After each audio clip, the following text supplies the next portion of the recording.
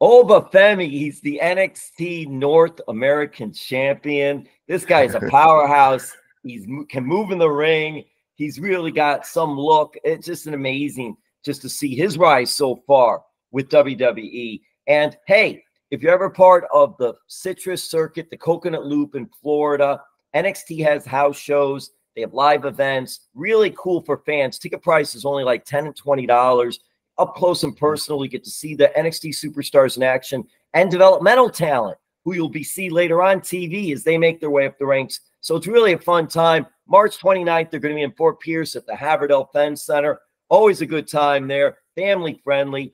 Oba's been part of the shows before. Hey, Oba, thank you so much for taking the time. I have to ask you first because you're still a little bit new to the business. So I'm wondering, how did you get your pro wrestling name? Okay, first of all, thank you for having me on the show.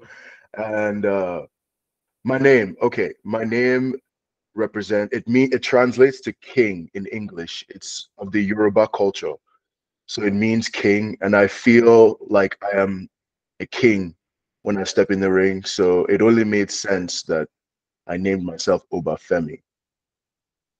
He is the king of NXT. He's got gold to prove it. Look at that. He's showing us his NXT North American Championship. He's got it going on.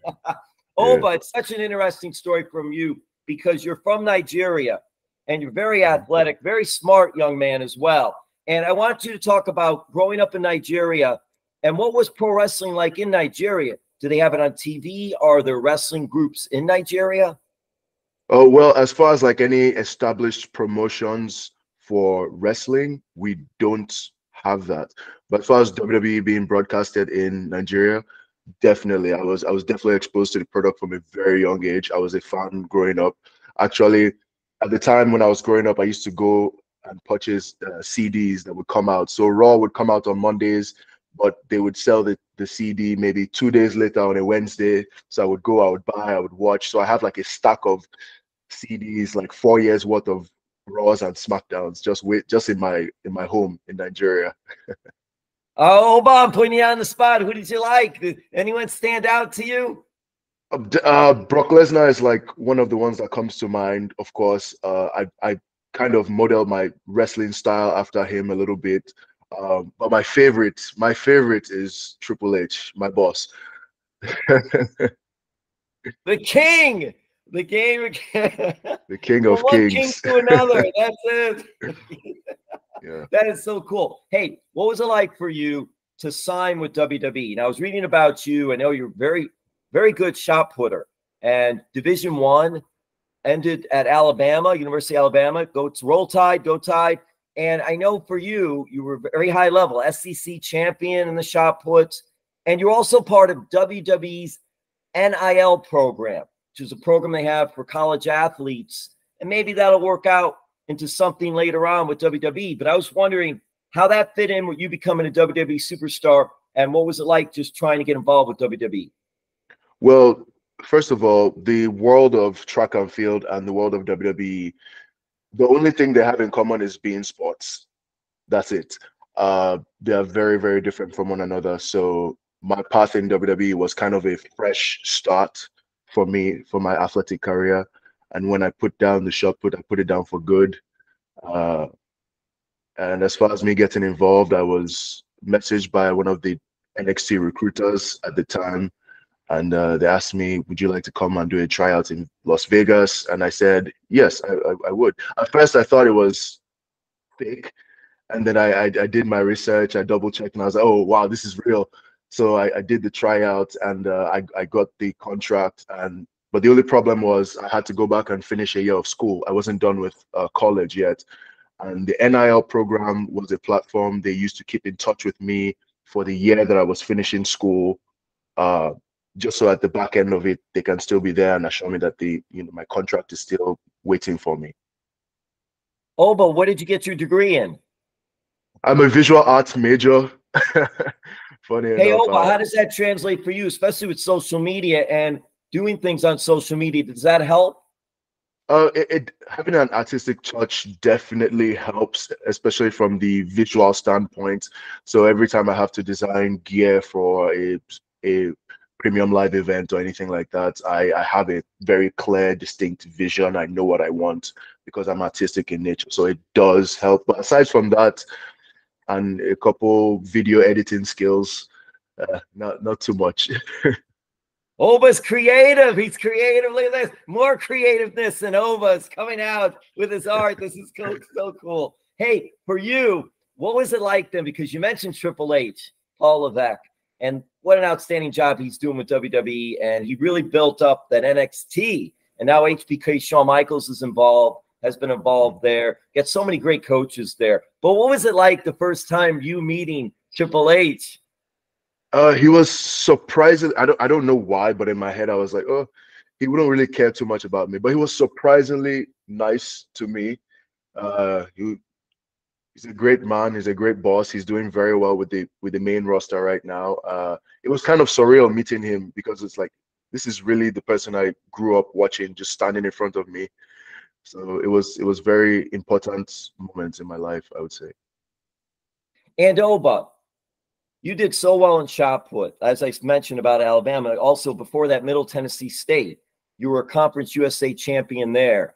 Curious for you, growing up, were the Olympics representing Nigeria, was that the goal back then? And you said when you decided to hang it up, that was it. Do you ever have any thoughts about still trying to do that? No. I'm the kind of person who, when I make a decision, I've made my decision. There's no could have, would have, should have. The most important thing is that I didn't. So I was done with it. Of course, back in the day, the Olympics, the World Championship, Commonwealth Games, that was the goal.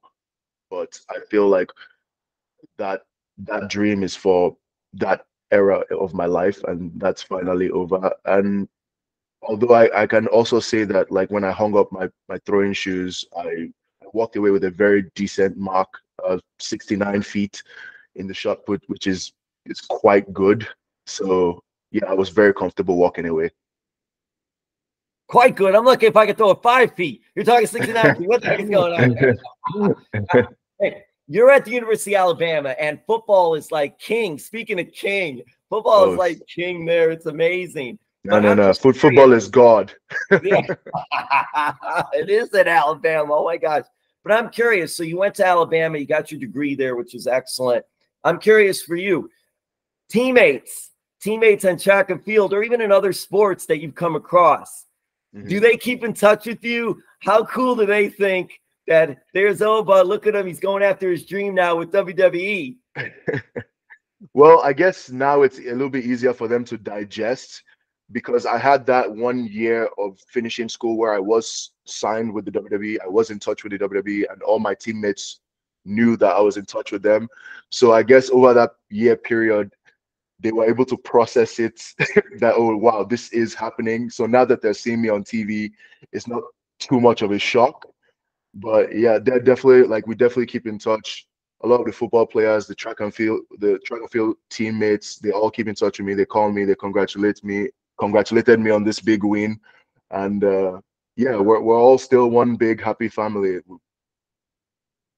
Oba, is there anyone, if you need somebody and they're not signed to WWE yet, are you calling anybody from Alabama, from the Crimson Tide? Are you calling anyone to help you out? Is there anyone there? Honestly, there's a lot of talent there. I mean, we breed the best athletes. So like we recently had a campus rush in Alabama. So I'm sure the recruiters have already like had their eyes set on a handful of talent there. So I'm not even worried about it. Anyone who is the cream of the crop will filter their way into the WWE without me even having to try. I'm always fascinated by this because you're very athletic. When you watch WWE and pro wrestling, sports entertainment, whatever you want to classify it, they are athletes in there, and they're entertainers. It's just a combination of things that you have to do.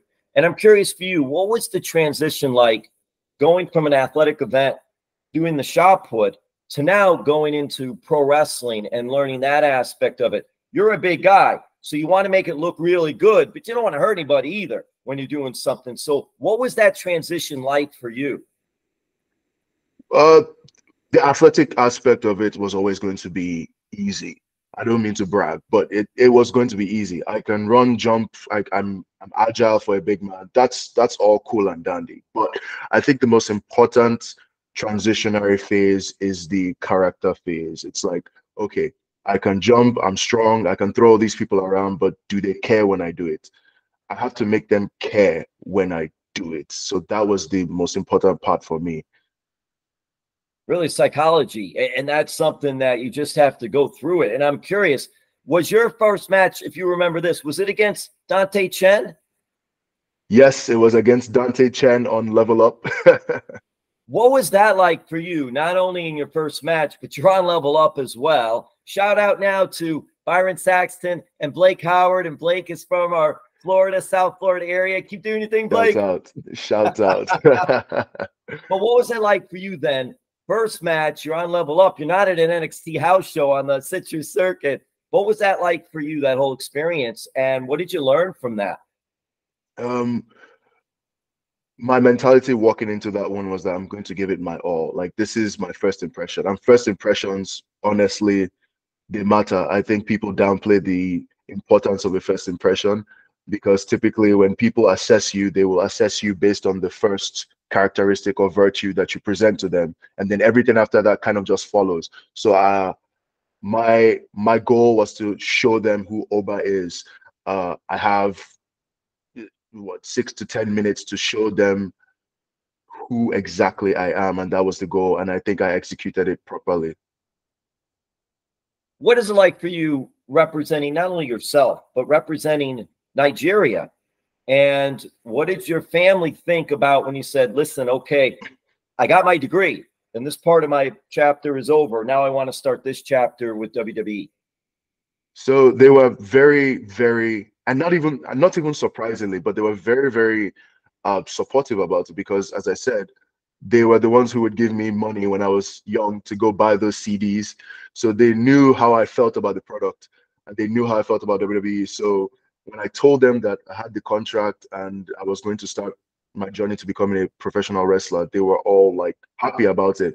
And as for me being someone who represents Nigeria, I take pride in being like the first true Nigerian. No shade to Apollo Crews and the rest of them, but like, I'm born and raised in Nigeria. I'm from Nigerian soil. I'm the son of the soil. So I take massive pride in that. And what a job you're doing right now. You are the NXT North American champion. What is it like on those Tuesday shows? NXT USA Network, 8 p.m. Tuesdays, and being a part of that. And just how do you feel? I got to ask you this. In track and field, unless you're at a major event, I'm not a big into track and field. I know Bianca Belair did outstanding in track, University of Tennessee. That's been well documented. So track athletes have transitioned to WWE. But anyway, I'm going back to my point. When you're out there, usually at those track and field events, it's not as loud, rowdy. But when you're at a WWE NXT show, I mean, those crowds getting into it and really into it. Was that another aspect of adjustment? Just trying to feed off the crowd and listening to the crowd and also trying to work your match? It's definitely an adjustment to the slower pace of track, but it's a good adjustment. It's not one that takes you by surprise. It's actually one that you're kind of excited about, because I can guarantee you, ask any track and field athlete, when it's not their event and they're just watching and, you know, there's 6 events going on and there's no real focus and the crowd is kind of down, like, it can be a little bit mundane and boring. But you know, WWE, you come to NXT TV show, like the crowd has energy. You go to a live show, they have energy. Like everything, every moment of action has an instant moment of response. So it's a very, very easy thing to adjust to. What does proper Arsenal College mean to you? Wow. you really did your homework. So for those who don't know, Proper Arsenal is my high school, the high school I went to. If not for Proper Arsenal, I don't think I would be here, because Proper Arsenal, I would like to say I joined Proper Arsenal, but realistically, Proper Arsenal came into my life to change my life. It was because I was in Proper Arsenal that I that I even did a shot put tournament, and I was able to be seen by one of the national coaches, which led me to shot put, which led me to scholarship in MTSU, which led me to Alabama, which led me to here. So without proper arsenal, I don't think any of this happens. So proper arsenal is very, very important to me. I shout out to Mr. Emeka, our the principal of Proper Arsenal, for accepting me into his school. I mean, to him, he was just accepting another student, but like he has no idea how far his actions have taken me. You have to go back to Nigeria with the belt. You have to go back there. Yes, definitely. All right, I'm gonna wrap this up. I'm curious, couple things I'm real curious about. Had you ever been to a live WWE show prior to signing with WWE? Because I know you were in Nigeria, but then you were with Middle Tennessee State and then Alabama. I don't know if you got a chance to ever see a live show before signing with them. No, I didn't. I'm actually proud of the fact that my first live show was as an employee in the company. So that's kind of cool. After being a fan for so many years, wanting to go, and then when I finally get to go, I work for the people. So it's a great feeling.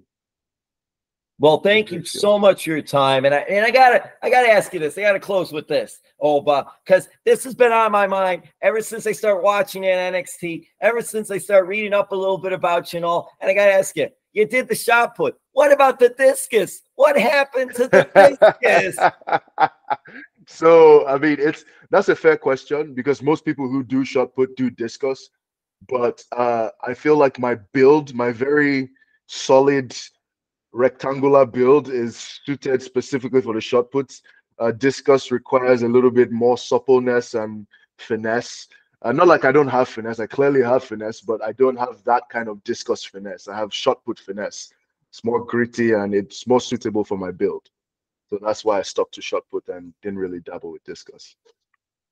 He is the NXT North American champion. He is Oba Femi. And you will see NXT coming March 29th, a Friday, at the Havard-L-Penn Center in Fort Pierce. Yes, etix.com is where you can go to get tickets. And they do a lot of shows in Florida, so you can check it out. It's such a fun time. Thank you, champ. Thank you, King. Thank you, sir.